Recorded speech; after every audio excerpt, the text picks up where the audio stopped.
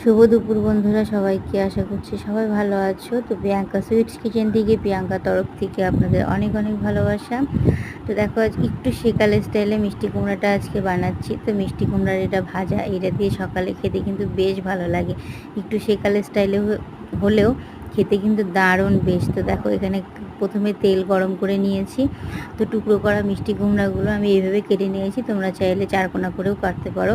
তো দেখো, প্রথমে আমি তেল গরম করে কালো জিরা কাঁচা লঙ্কা ফোড়ন দিয়ে সুন্দর করে মিষ্টি কুমড়াটাকে ভেজে নিচ্ছি। তারপরে নামানোর আগে একটু হলুদ লবণ চিনি দিয়ে নামিয়ে নিয়েছিলাম।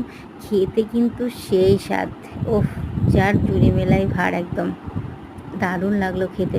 গরম গরম ভাতে এইভাবে মিষ্টি কুমড়া সহজ পদ্ধতিতে কারা কারা ভাজা খাও অবশ্যই কমেন্ট করে জানাবে। আর যারা খাওনি একবার খেয়ে দেখবে।